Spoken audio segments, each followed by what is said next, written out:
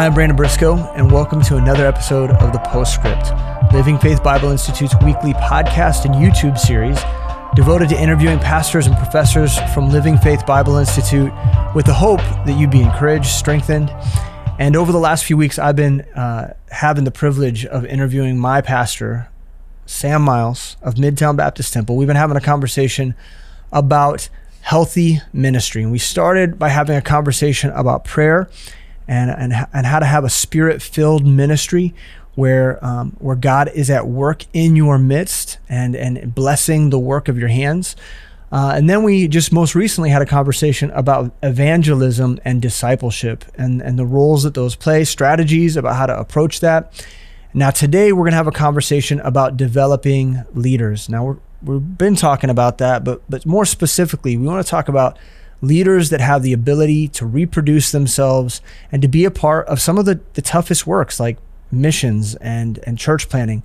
Leaders of that caliber, they don't come out of nowhere, right? We have to be very intentional about training them up. And so that's what we're going to be having a conversation about today. So welcome back, Pastor Sam Miles. Yeah, it's good to be back. Okay, so I want to quote you real quick. And I wanted to introduce our series of questions. Okay, so you said we don't want to just support churches making disciples. We want to help produce disciple makers. Can you explain to me what that means specifically, that statement? Yeah, so anything that we're doing in ministry, anything that we're doing that supports the ministry of discipleship, we want to give that away. We want to help any way we can help churches. We obviously want to do that. But at the end of the day, if the ministry is not producing disciple makers, then we're playing at it. It's not even really discipleship. Yeah, no. That fourth goal is establish the disciple with you in ministry. What ministry? The ministry of winning souls, making disciples, training and equipping leaders, seeing ministry multiply around the world. There's a whole body that can be a part of moving that agenda forward. And so we want to produce disciple makers. And so in terms of the church structure, ministry planning, the training, everything should fall out to that objective. When people visit, what's the strategy to bring them from visitor to believer, and from believer to disciple, and from disciple to disciple maker? How do we get them to go from being an attender to a minister? Right. That's critical. Very critical. Yeah. And so with that in mind, with the idea that we're trying to not just going through a program or going through a series of lessons, that's not the end goal. You don't, because you finish the workbook, does not make you a discipler or a disciple maker, right? So when we talk about making disciple makers, often we refer to the path of growth in our ministry. Yeah. And we talk about that in terms of just a guide to get someone to a place of maturity in their faith. And we spent the last episode addressing this quite a bit. Could you just recap briefly what we mean when we talk about the path of growth, at least around here in Midtown? Yeah. So if I'm an attender or I'm a member of MBT, what's the next phase of my spiritual development? And so, again, it starts with the new members class and the cost of discipleship class. And once they get what we're trying to accomplish, then it's all about getting them equipped so that they can get involved in the lives of people. That's what separates the posers from the players. The posers complete a workbook, right? And they get a certificate, or they finish some curriculum and they feel good about what they know. The minister takes what they know and they invest it in the lives of people. They share it. Right. So it's getting people engaged in ministering to others. And so they have to know the material. So that's 18 lessons in Discipleship 1. And then from there, D2, we introduce them in terms of how to minister.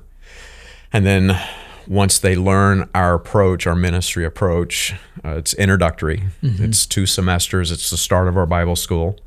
That's followed by 4 years of the Living Faith Bible Institute, 4 years of curriculum that's aimed at equipping ministers for ministerial work.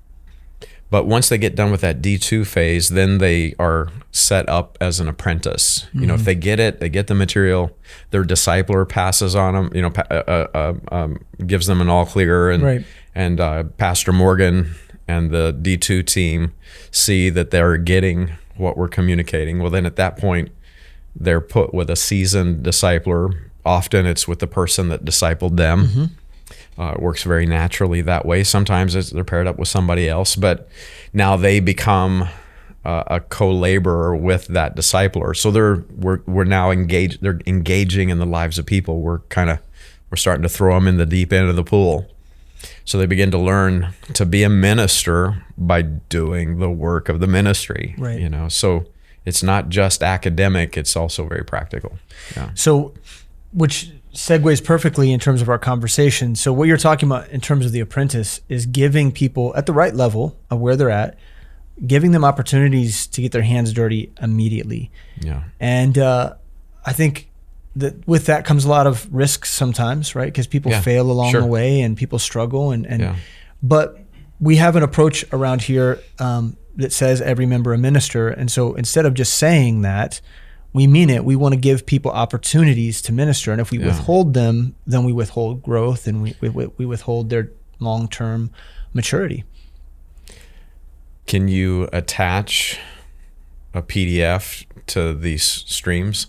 Yeah. Because if we can, we'll put the chart with this conversation. Yes. So just open up the PDF that's attached to this podcast and you'll see a fourfold approach to principles and ministry. And so it shows, it kind of just very simply and rudimentary, in a very rudimentary way, just shows the approach that we're taking at MBT in training up people. You know, again, I think we mentioned this in the last podcast. It's, you know, we're not looking for qualified people that we can bring in and use them to make our ministry awesome. And I mean, we're not recruiting from the nearest seminary. Right. As you well know, that we get seminary students that have never been discipled. Right. That, you know, some of the foundational truths, they never had the opportunity to hear those things. And so it's very critical that everybody's trained up in this structure, you know. But yeah, we're not hiring in, you know, big guns and pros and big dogs. Okay. We don't use men to do the work of the ministry so that we got pros making sure the ministry's right. Now, again, it's the men and women that do the ministry that accomplishes the ministry, but just as much, the emphasis needs to be on using the ministry to build the ministers, right? And so the approach has to be an apprenticing approach. It has to be a mentoring approach. So once somebody gets saved, right, the people that we're discipling, they're doing evangelism with us.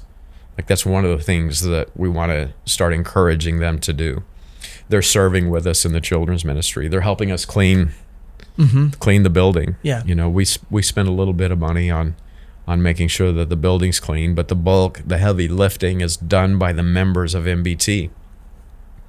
We talk about this regularly. We're not interested in giving somebody a mic until we've seen them run a toilet brush. Right. You know, are they willing? Because we want to build servant leaders. Are they willing to serve the body? And so the idea is from the onset, from the start, they're beginning to serve and they're beginning to minister with us. So in the first phase, ministry is being modeled for people, but then during the discipleship phase, as that finishes, as they're established in the four goals of discipleship, as they're being mentored as a minister, they're being tasked in the work of the ministry as a disciple, and then they're wading out into the pool. Yeah, essentially. They're beginning starting at when we've got a life jacket on them and we're with them. Yeah. But then from there, in the D2 and the LFBI phase of their development, they're being trained. And that's when we began to invite them to share the ministry with us. You know, if they're being trained as ministry leaders, now they need to start helping to lead the ministry. And so now it's a team. They're teaming with pastoral leadership. And it's at that phase that pastors have to get full of faith. This is why a lot of churches don't produce ministers. It's because the pastor won't let go of the ministry. They're withholding. Yeah, from he's opportunity. micromanaging everything, and he'll put somebody as a leader over some area, but then he won't let them lead, and he's, there needs to be accountability. Again, if something's worth doing, we ought to do it right. But there's got to be opportunity for people to engage, and if they mess up, we'll figure that out, and we'll look at how it went wrong, and we'll learn from it, and then so help us God by His grace, we won't mess up that bad next time, and hopefully we've all learned from that, and we're all stronger for it, and the ministry has more capacity as a result. One of the things that I learned very early on is I'm a pretty low capacity guy. I don't think anybody would say that about you. I think I can effectively pastor about 50 people. If they're not high maintenance, 100 people. I could probably pastor 50 to 100 people. Okay, so you're that tub of butter. I'm that tub of butter, man. Yeah, right. There's only so much of you that can be spread around. Okay, so let's make sure people understand. So what I'll say often is a pastor is like a tub of margarine. Yeah, I wasn't actually calling you a tub of butter. That would be really rude. You were saying I'm a fatty. Yeah, that's not what I was doing. No, there's an analogy here. I've put on some weight this winter. No. You've been working out, and I'm proud of you. So whatever. But tell me about the butter. The so a pastor's like a tub of butter. You can only cover so much bread, and then the tub's empty. So the idea is to get in the butter business, and that way all the bread can get covered. And so if I have to be the answer for every question and the solution to every problem and the go-to guy for every need, then we're not going to get very far as a ministry. So I have to get full of faith. And that's, I think, one of the things that, if pastors can get a hold of this, it's very hard, but it's also very crucial, is you start giving the ministry away. Yes, there's training. Yes, there's accountability, but you let leaders lead. If somebody feels like they've been given ministry leadership, but they don't have the capacity to lead, if I was second guessing every decision that you made in Kaya, or every decision that you make in the Postscript podcast, you get so frustrated so fast. I mean, it would steal all the joy out of it. But there's a lot of pastors like that. There's a lot of pastors like that, and it's to their own detriment. One of the things that we have to recognize, so like that young man who we talked about maybe in the first episode, that young man that wants to be affirmed.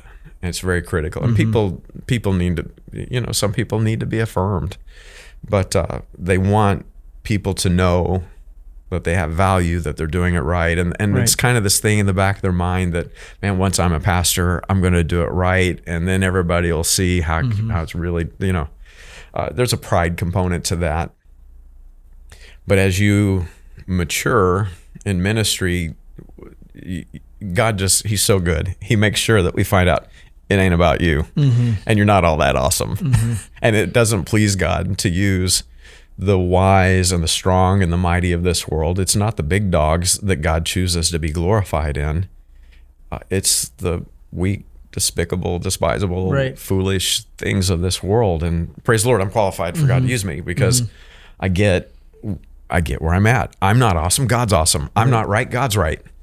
I don't have all the answers. God has all the answers. And so help us God by His grace. We're going to follow after Him hard. We're going to stay full of faith and what He's promised in His word. So help us God by His grace. That's what we're going to have in ministry. And so obviously I'm going to make mistakes. I'm going to fall short. One of the things that we say at MBT is there's probably very little that we do perfectly. And there's a lot that we don't even get to the right position. We didn't do it well. Yeah. But man, we serve an awesome God. Yeah. Yeah. And with little, He makes much. I feel like what you're saying is like, if our expectations for growing leaders is too high, well, then we'll never ever give them an opportunity to. If somebody has to be perfection and my clone before I'll give them any keys to any part of the ministry, we'll get nowhere. And for the pastor that thinks he's the end all be all and the answer to everything, well, then That person's never going to arrive. They're never going to get there. Right. My job as a pastor is to train, equip, and envision and give the ministry away. And again, there's mutual accountability there. But if I've done my job, then the people that are serving with me in ministry, God's going to use them. And because God's going to use them, it's going to be awesome. And people are going to see it, and they're going to grow, and they're going to have faith in their ministry leadership. Mm-hmm. And if we're a family and we stay accountable together in ministry, it's one of our ministry principles. We keep unity. Mm-hmm. You know, and we're commanded to do that. And so help us God by His grace. We're going to do that. We're going to ruffle each other's feathers. You know, there's going to be times where we get on each other's nerves or we overstep, and then we just get those things right. Mm-hmm. You know, but for me as the senior pastor, if I'm jealous of the staff, or if I'm jealous of the growing LFBI students. This is why you only bring on like really the ugliest guys in the ministry. I bring on ugly guys. I gotta at least stay the best looking. No. But right, if you're hoarding out of if I'm the pride, standard for beauty, we're in trouble. But your point is good. I didn't mean to interrupt you, but you're right. Like if you're hoarding the power and the you know the resources because you're trying to retain you know some semblance of coolness, that's problematic because again you only think that way if you think that you were qualified to begin with. Yeah, I need people to recognize me. Mm-hmm. Right. If I'm not thinking straight, then it isn't about me. It's about Him. Right. And so to God be the glory. Okay, so the reality is I'm not going to live forever, and I won't be the senior pastor of MBT forever. And if I don't do my job, that puts this church in the necessary position. They will necessarily have to find somebody that they just don't have the DNA.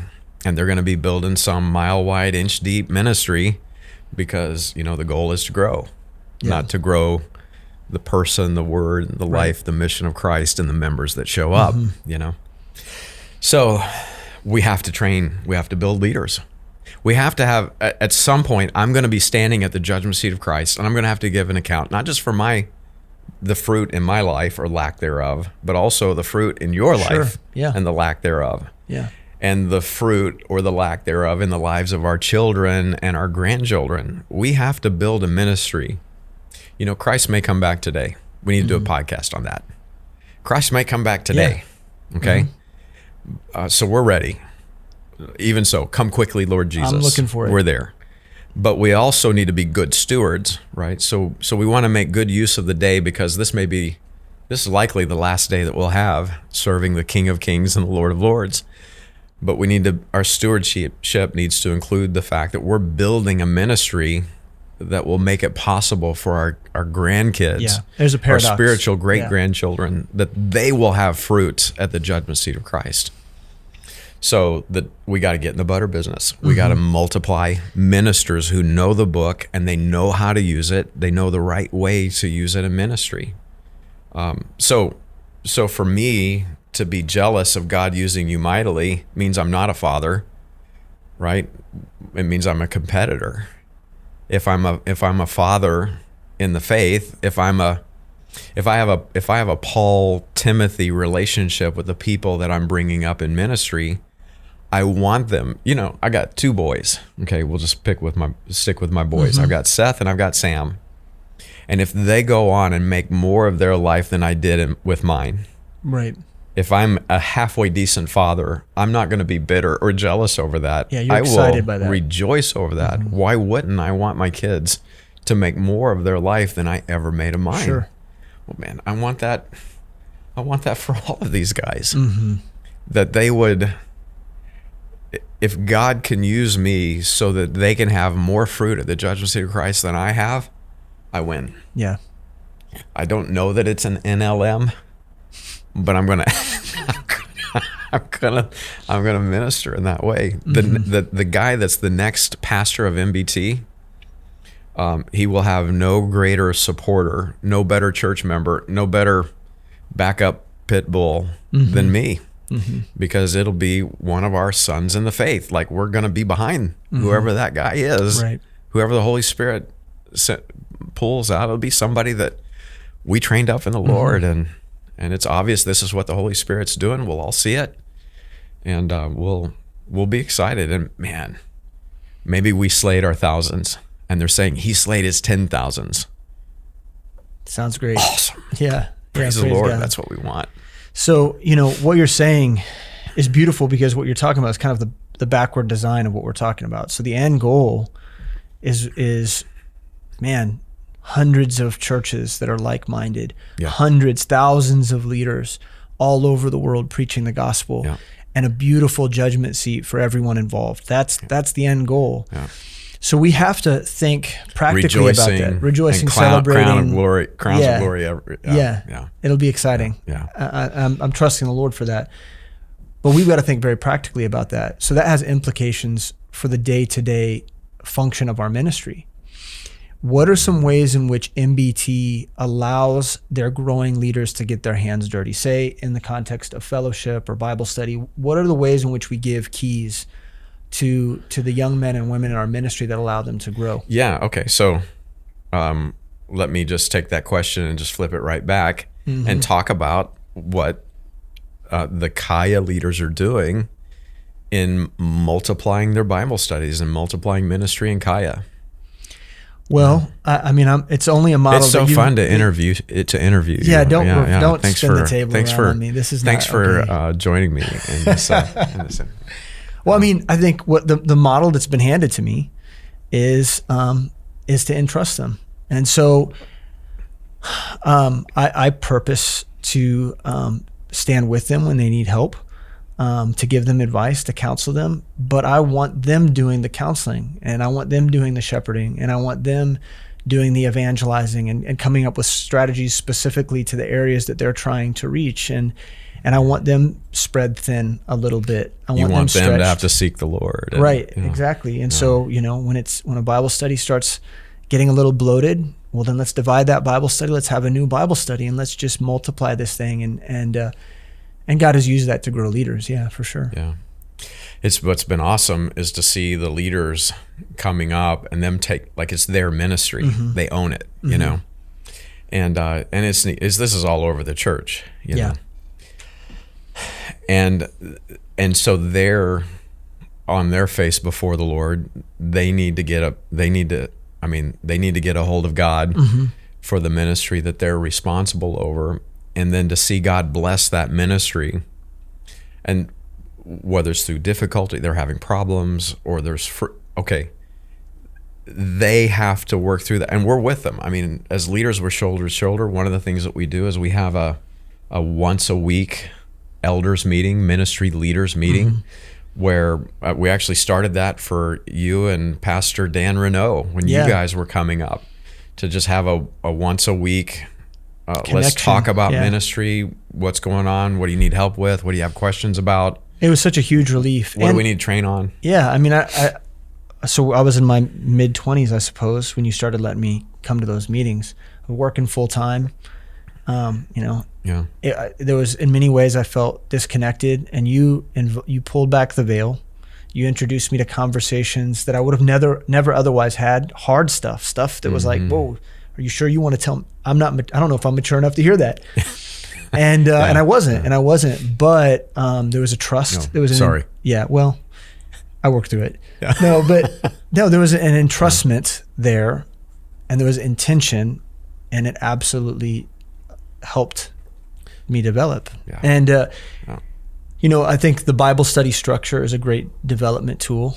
What ways do we use Bible study? So, a lot of the work is handed off. The pastors kind of hand off the work through the Bible studies. Explain how that looks in the different fellowships. I'll back up one step.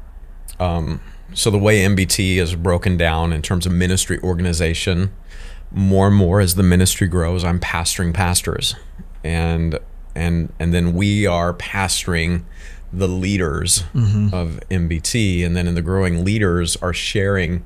And of course, we're all counseling and we're all involved, but the more we can share that with the growing leaders, the more leaders we're developing. And so we have our church-wide ministry activity, but then we want to break down. We're a middle large church. according to the stats. And so there's no way I can pastor everybody.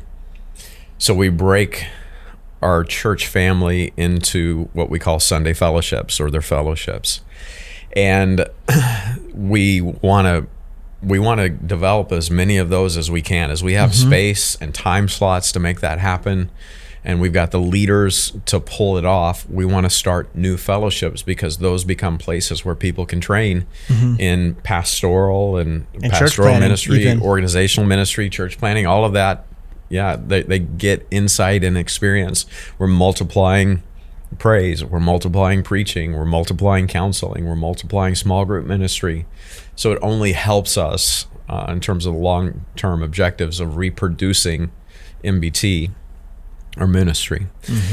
So with that fellowship, then that now is broken down into small groups. And those small group Bible studies, those are the places where people practically, the members can practically and tactically plug in and be fitly joined to the body. And so there's accountability, there's encouragement, there's mutual prayer, there's care, there's a good old fashioned encouragement or tail kicking, whatever the case requires. And it's healthy. That's where the members can give care. But for that small group, that Bible study leader, they're sharing with us in the pastorate. Oh, yeah. They're the ones that know what's going on, even in more detail than any of our pastors, what's going on in the life of that person. And then we work together with that leader to make sure that the flock has care, and the obstacles for their growth have been removed. And so it's critical. Small group ministry is powerful. It is. I love the way we do it. It's so exciting, and it's exciting for them. They feel a part of what's going on. Oh, yeah. And we, so for an example would be, we just had a bunch of people go through our Casa Discipleship class, and we get this list of newbies, new disciples, right? And so the first thing I do when I get a list of 10 to 20 new disciples, I put it before the Bible study leaders, and I say, hey, you know better than me. Now, I might have some wisdom and some discernment that you don't have, but in terms of the knowledge of who this person is and what kind of counseling they need, who would be a good fit for them, I put that before them, and you would think that they're like kids in a candy shop because their heart is bent towards the work. Yeah. And so that's just a small microcosm of how that plays itself out. And they were a part of actually reaching that person. So they're totally vested. Yeah, in many cases, or they know the person who was. And hey, you need to know that this person would be great with this person because they were there when they got saved, or they've been investing. They know all those details because they own the work. It's their ministry. And they only own it because at some point along the way we said, well, I'm one tub of butter. Yeah. And we got work to do. Yeah. Yeah. So then with that, I don't know if our leaders like being likened to tubs of butter. Is there another analogy? I don't know, but you got to cover that bread with something. So is it like frosting on a cake? Maybe it's frosting. Frosting sounds sweeter. Frosting's good. Yeah. There's only so much frosting. A tub of frosting can only cover so much cake. We got to get in the frosting making business. The frosting making business. Yeah. I don't know. We'll keep maybe somebody listening to this can give us a better analogy. I'm sure I came up with I'm tub sure of butter. That they could. Yeah. Like, I don't think it would require much thought, but we're working real hard at it right now. We're not coming up with anything. So, yeah. Sorry. So, okay. What about your pulpit ministry? In terms of the pulpit, like for most pastors, this is the prized place. This is where, and rightfully so, the pulpit ministry has so much power, so much counseling gets done there. So much growth happens because of a message that was preached. So, but a lot of times a pastor withholds the pulpit and doesn't allow growing leaders to step into it. And I think that's maybe not our approach, right? No. Yeah. It depends on the season that we're in ministry. Sometimes I feel like I need to be in more. But I think it's important that I regularly share it. There are pastors in our fellowship that have kind of given me a hard time. They want to know what I'm doing for a living because I'm out of the pulpit so much, that kind of thing. And, they're having fun with me, but we're planting churches. Yeah. And we're sending teams. It's exciting, to see a church plant in Tampa and a church plant across town. And now we're in the process of planning a church in Boston. Yeah. And there's a team going there, and my pastor Renault has had plenty of opportunity in our pulpit. Yeah.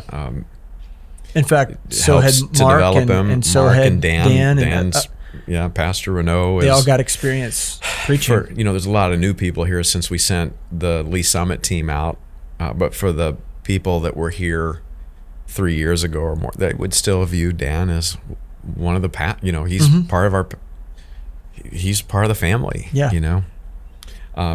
We do retreat together. Yeah. It's exciting. Pastor Ong going to Vietnam next year, Lord willing, so help us God. And the team that's going with him. But Pastor Ong's had plenty of opportunity in the pulpit. We've got ministry multiplying, right? And if it's going to reproduce in other places, then as the leaders develop, right, as the ministers mature, they need that opportunity in the pulpit. And so a lot of times whenever I leave or I can't be there or whatever, a lot of the time I will pick one of the up and coming, somebody that's maturing in LFBI, one of our LFBI students, and I'll have them preach for me while I'm gone. Someone it's going to be really stretching for. Yeah. And it's good for them.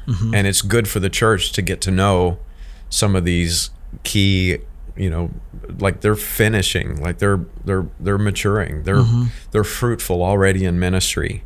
And especially the people that we know, God's obviously leading them toward the pastorate. The more that we can promote them as ministry leaders, that's only strategic. Right. Because what happens if they end up being a pastor here, or they end up leading a team to reproduce what we're doing in another part of the world? MBT's got to get behind that and support that. It's expensive, it's costly, both not just in money, but in just the teams going to support that. So we want to promote them as leaders. I think that's critical. If the senior pastor can come to the place where they can say, I trust you, like you're the pastor this weekend. I'm trusting you in the pulpit to bring a word from the Lord, and to successfully engage in that Ephesians 4 edification function in the pulpit. I think that says a lot to that growing minister, but it also says a lot to the church. Yeah, it's important. It is important. I think it's healthy for pastors to share the pulpit with growing leaders. I can't imagine going out of town and not trusting the growing leaders at MBT, and I got to bring in my pastor buddy from somewhere to cover me because I know he won't mess things up for me while I'm gone. That's sad. Yeah. And it promotes pastoral elitism. Right. In other words, this isn't actually your church because I can't even trust it to you. So I'm saying every member a minister, but not in this case, not really. Right. Yeah. Here, your proud waves stay no further, Right. Yeah. Right. Yeah. So shall not pass. A lot of times we talk about it in terms of giving guys reps. That's at least the phrase that I've heard you, which basically, produces in our mind this image of someone needing to do, in the gym, they have to work out and over and over, they got to work out. And so if someone's gifted in a teaching and preaching way, you want to provide them with reps. That might look like your pulpit from time to time, but in the stopgaps, in the time between those, monumental moments, we want to give guys opportunities to grow. And so we have this thing called Preach Night. Would you describe Preach Night a little bit? Well, let me just flip it, and since you're organizing Preach Night, go ahead and describe Preach Night. It's really a riff on what we used to do with the old, we called it SOT, Bible studies. But it's a wonderful opportunity to develop guys in terms of their preaching. Go ahead and lay it out, man. Yeah. Okay. Well, okay. You weren't ready for that. No. This is I'm interviewing you. We're. Yeah, well, okay, so you're going to do a good job. Lay out Preach Night. It's fun. Thanks for giving me this opportunity, Pastor Sam. It's really stretching me. Yeah. I'm growing in my faith already. No, so we started Preach Night a year and a half ago now, almost. Okay. And we're in our second round, and the goal is to give growing leaders opportunities to speak in front of people and to receive constructive critique. And so we give guys a slot.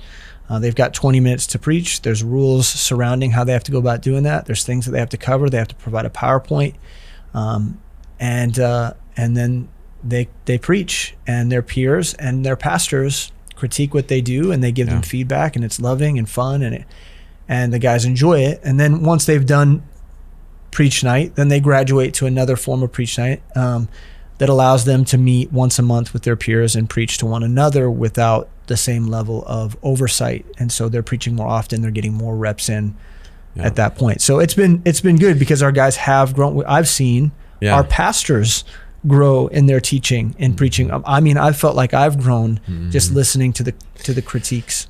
Yeah, getting the feedback gives you stuff to work on, and forces you to actually double down and do the work. And it helps to also maybe the tics that you develop, some of those get pointed out. And those things that can be distracting in terms of the ministry of the word. And so it's been constructive across the board. And what's great about that, you take that coupled with their ministry involvement and their training in the Living Faith Bible Institute. So as they're with us in ministry, they're doing the work of the ministry, they're getting trained in ministry. It's kind of a wonderful thing to watch somebody that just a few years ago was an attender, and now they're shoulder to shoulder with us in ministry leadership. So much so, you're talking about my pulpit. Okay, so if I'm out of town for a weekend, or I'm at a conference, or I'm doing, or I'm on vacation with my family, and I've got to teach LFBI, it's one of those growing leaders that is fruitful in ministry that is now taking, and at the institute level, we've got members of MBT that are doing the training in our Bible school, and they're saying exactly what we would say. And what's really cool is the guys that come up and they're like, they kind of did a better job. I mean, that's like, yeah. And so we're discovering all kinds of gifting and but unless we exercise it and we give them space to exercise it, we could never see it. Yeah. Which leads me, I wanted to end this episode with just sharing, I shared this recently with Kaya. We talked about risk taking and how I'm not very good at it. Like as a person, I've never been a risk taker. I don't bungee jumping. That's a good way to mess up your spine. So that's probably smart. But there's all kinds of things like jumping out of airplanes. Yeah. I mean, why would you do that? If the diving board's too high, I'm not interested. Yeah, I don't think they make those too high. Yeah. Well, I've just never been a risk taker. But I pointed out that once upon a time you took a risk on me when I was a young man. And with the thing that's most precious to you, and that's the members of your church. And so, when I was 23 years old, I probably was, I was snot-nosed and dumb, and had, on paper was not qualified.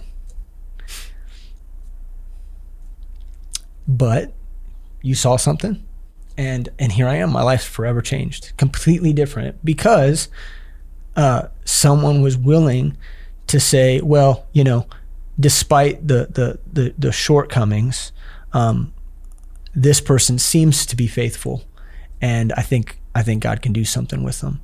And if we take that and we replicate that, like if I learned from that, and so now it's part of my heartbeat is to share the work. Yeah. And so it's precious to me. Yeah. And so this philosophy, this idea, this concept's really important. Yeah. So you think about how much the ministry's multiplied because it's not just me. You've joined, and then you think about all of the young men and women that are coming up that we're now doing the same thing with, and they're joining. Yeah, they're joining in the work. And so help us, God, by His grace. We're not going to just win souls and make disciples and train and equip and deploy leaders here, but those proven, fruitful leaders, the Holy Spirit's going to keep. It's Acts 13. just keep pointing out the ones that we're going to separate and send. And so help us God by his grace. We're going to win souls and make disciples and train, equip leaders in Boston and Vietnam and Northeast. And I mean, man, praise the Lord. Yeah. It's super exciting. So, and it's awesome to interview you. It's actually, I'm more nervous when I interview you than anybody else, which is really weird. Well, that is really weird. You know me the best. I know. I think. I know. It's so weird. Why wouldn't you be more intimidated interviewing Alan Shelby? I mean, I don't know. I don't know what it is. Megatron, Brainiac. I think Shelby. It's sitting down with Dad in front of the camera, and you know a lot about me. You could expose me real easy. Maybe that's what makes me nervous. Why would But I don't know. What? Oh, come on. That's crazy. No, but it's a good time. It's a good time being with you. This is good, and this conversation especially is profitable, I think, and so thanks for hanging out with me. Yeah. Thanks for doing this. Yeah. And we want to thank you too for joining us for another episode of the Postscript. I hope all this conversation about ministry and about investing down and giving people an opportunity in ministry. I mean, Jesus once upon a time took the most ragged group of individuals on really in the whole region of that world, and he invested his life in them, and they ended up turning the whole world upside down. And so can we do that too? That's the question. Can we do that too? Can we take chances on people? And is God worth it? Is God worth us discipling and loving and adoring the weakest and the most foolish people, and trusting them with the ministry? And so if any of this resonates with you, we would ask that you'd reach out to us and consider how we can help you train the leaders in your churches, and maybe even you. Maybe you're someone who recognizes, I've got to grow in the Word, and I've got to grow in my faith, but I want to invest in my church. I want to stay right here, but I need to learn more about the Bible and about how to minister. Check out lfbi.org and visit that website. And if you've got questions, please reach out to us. We want to invite you to join us in this ministry philosophy, and maybe all of us can impact the world. We love you, and we ask that you join us again next week. If you haven't yet, subscribe to the podcast. Have a good week. Bye.